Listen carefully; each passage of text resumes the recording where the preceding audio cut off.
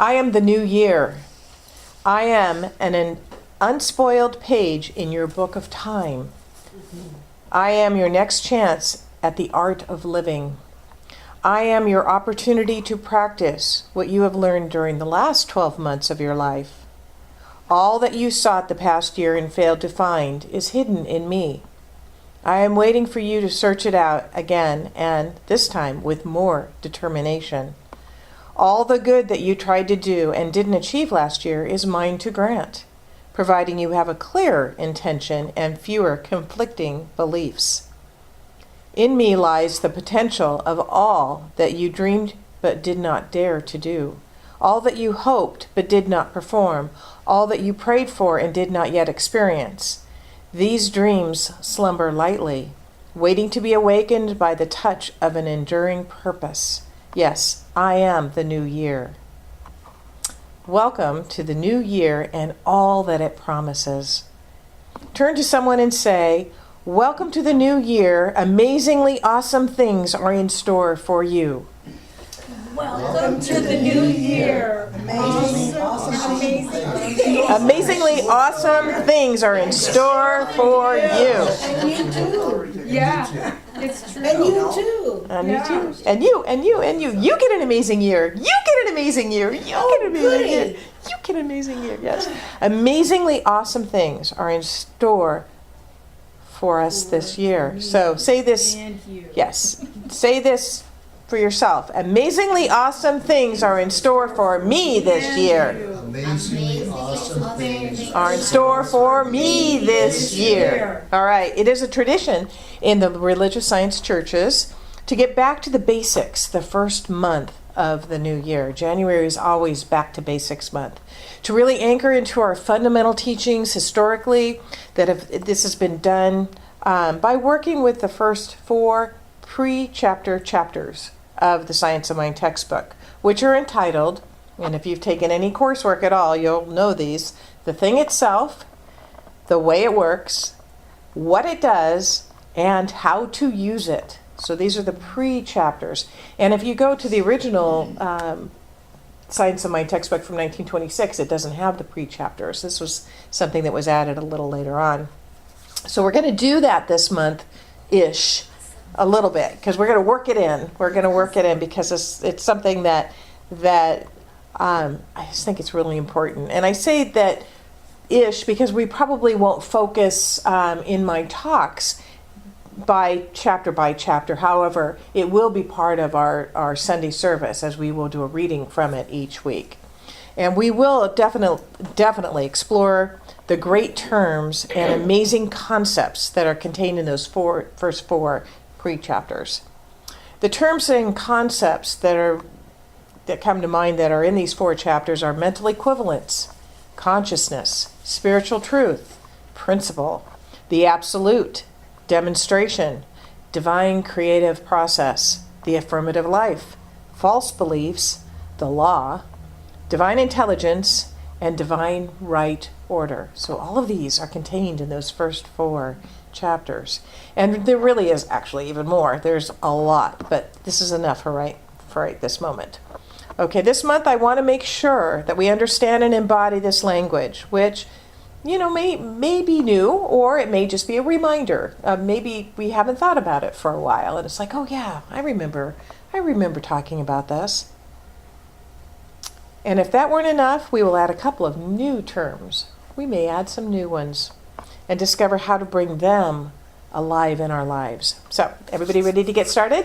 Yeah, all right, let's go. Good. All right, today we're going to begin with activating the divine creative process through the law and dispelling false beliefs to lead an affirmative life and experience amazing demonstrations. Because we experience demonstrations every day as a result of our beliefs, right? Wouldn't you like to have them be amazing? Yes, I love that. And yes, I know, really, this has to be the longest talk and perhaps dullest title in the history of talk titles, but I really wanted to make a point today. These concepts can sound ponderous and boring, but they really are not. They are real and alive and vibrant and exciting. And my desire is that we truly feel these things by the time this month of January is over. So what does activating the divine creative process through the law and dispelling false beliefs to lead an affirmative life and experience amazing demonstrations actually mean? What does it mean here, and what does it mean here? Let's go exploring. First, let's look at activate the divine creative process through the law. Before we know how to activate the divine creative process through the law, we probably need to be clear on what the divine creative process and the law are. Here's a little secret. They are working in tandem all the time, although you cannot see them. Reminds me of the mother who would always tell her young son to go and wash those icky germs off of his hands before dinner. And when the little boy came to the table for dinner, the mother would say, "Now let's thank Jesus for our food." One particular night, the son looks upset and says, "Mom, all you ever talk about is Jesus and germs, and I've never seen either of them." Well, you can't see the divine creative process or the law either, but you can be assured that they are at work. We are activating this process all the time. It is always and in all ways in play. The law, which is simply the way, the process by which God brings the unformed idea into form, is always working to bring about that which we are thinking, believing, and feeling. Those three: thinking, feeling, and believing. A number of years ago, when I was teaching Sunday school, we had a little girl who learned about the law one Sunday morning and was telling her mother about it. Her mother wanted to engage her daughter, and so she said, "Well, tell me, why does the law work?" And the little girl put her hands on her hips and told her mother with quite a bit of attitude, "It works, Mother, because it's the law." It just works, always and in all ways. Therefore, we cannot not create. We cannot not create. Say that with me, making it a personal statement. I cannot not create. I cannot not create. Again, I cannot not create. But the question is, what is it that we are creating? Are we consciously using the divine creative process to create our good and the good of others, or are we unconsciously using it to create the exact opposite of what we say we want? Ernest Holmes writes in The Science of Mind, "In our ignorance of the truth, we have misused the highest power we possess.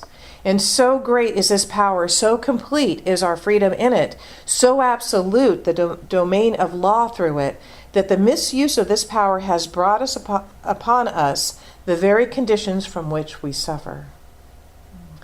So this is where we move from head to heart. It's one thing to know this concept in our head, but it is entirely different to know it in our heart. And if we know it in our heart, we are applying it in our lives on a daily basis. Remember what the New Year poem said, "All the good that you tried to do and didn't achieve last year is mine to grant, providing you have clear intention and fewer conflicting beliefs." Which takes us to another part of our title this morning. Dispelling false beliefs. What are you believing that just isn't true about yourself? What are you believing that just isn't true about yourself, about life, about how the universe works? The scripture reminds us at Proverbs 23, chapter 7, that as a man thinketh in his heart, so is he. So is he. I want to read more of the Holmes passage I shared a moment ago with you from page 36.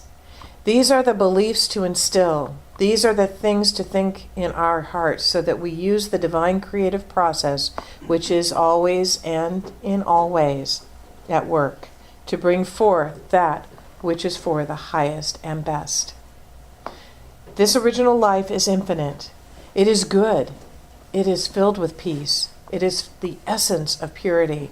It is the ultimate of intelligence. It is power. It is law. It is life. It is in us. It is that inner sanctuary of our own nature, hidden perhaps from objective gaze, nestles the seed, perfection. In our ignorance of the truth, we have misused the highest power we possess.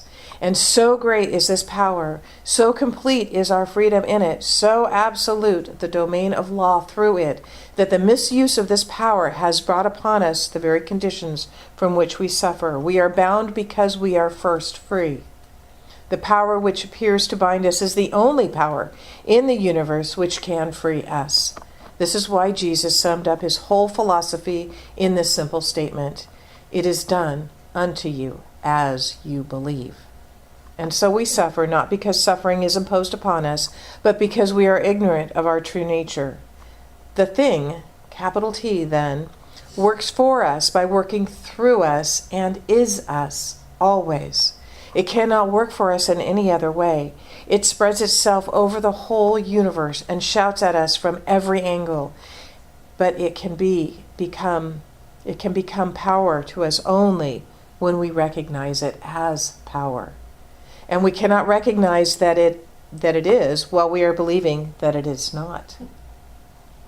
Therefore, our belief sets the limit of our demonstration of our principle, which of itself is without limit.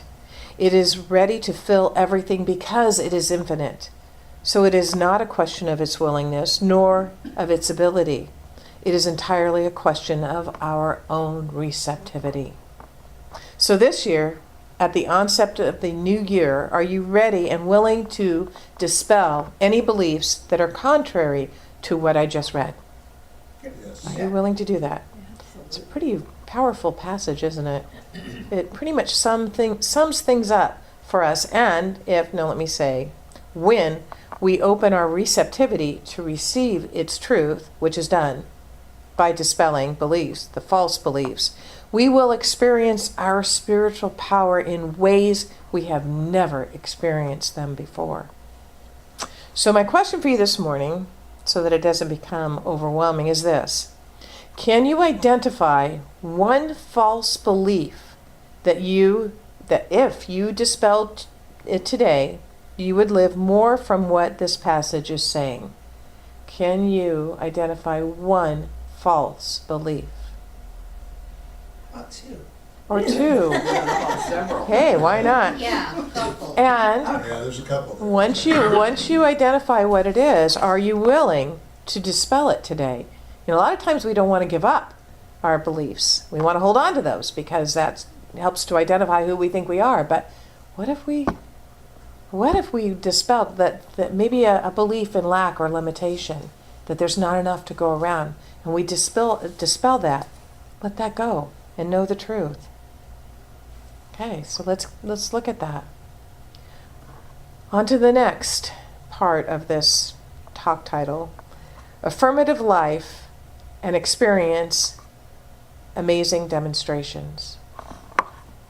We're going to lead an affirmative life and experience amazing demonstrations.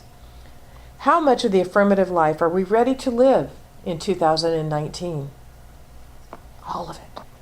The affirmative life, meaning the life which we choose to judge not according to appearances, but to judge righteous judgment, to use the words of Jesus. To not see things how they are, because remember, everything we see out there is an effect, and the effect had to have a cause, which started where? In our thoughts and our beliefs. So to not see things how they are, but how they could be, if only we changed our belief. I love this idea that I recently heard from a spiritual leader, that one affirmative thought, a thought based on spiritual truth, is 100 times more powerful than a false belief. Wow, how would you use that power right now? By determining what you see that is the result of a false belief and replacing it with an affirmative thought based on spiritual truth. That is what we are charged with. That is where we are going to make a difference, and we are making a difference. Holmes writes on page 53 of the Science of Mind textbook, "We should be able to look at a discordant fact in the face and deny its reality, since we know its seeming reality is borrowed from illusion. Our standard is one of perfection. We should be able to look at a wrong condition with the knowledge that we can change it. The realization that we have this ability must be gained by the application of our knowledge. The practice of the science of mind calls for a positive understanding of the spirit of truth, a willingness to let this inner spirit guide us with the conscious knowledge that the law of the Lord is perfect. That's Psalms 19. So my question to you this month is, and actually this entire year, is how many amazing demonstrations are you willing to experience? And I'm going to challenge you on that. I'm going to challenge you to go to the Dollar Tree and pick up a cheap little journal, or if you want a more expensive one, go buy a more expensive one, and keep track of your demonstrations. You may write affirmations down, or you may write spiritual mind treatments down, and then write your demonstrations. Keep track of them. It'll give you something to share on Sunday mornings too for our testimonials. But keep track of your demonstrations. Set your intention each day and each week, and keep track, because it really is very powerful to go back and see. Because a lot of times we get caught up in the effect, and then we forget all of the power we had in the past and all the power we still have now. A demonstration is just our science of mind word for the result obtained by conscious use of the divine creative process. So, there you have the definitions of some science of mind language. Let's put them into action with this affirmation for a new year. And the affirmation that we are going to say is the one that you have in your hands. This affirmation was actually written by Dr. Ernest Holmes. This was not written by me. So, do you have them? All right, let's read this together. I am living in the continual expectancy that every good thing in my experience shall be multiplied. There is neither doubt nor uncertainty in my mind. I know the Spirit of God has made me, and the breath of the Almighty has given me life. I have complete confidence in this Spirit and its action in my experience. I affirm today, every day is filled with blessings for myself and others. The past is gone, and I gladly loose it and let it go. The present is filled with peace and joy, and the future with hope. Gratefully, I accept divine love, forgivingness, and extend them to everyone I meet. I am made whole, and the wholeness of spirit. I am right action and successful accomplishment of all my good desires. This I accept, this I experience, and so it is. Whoa.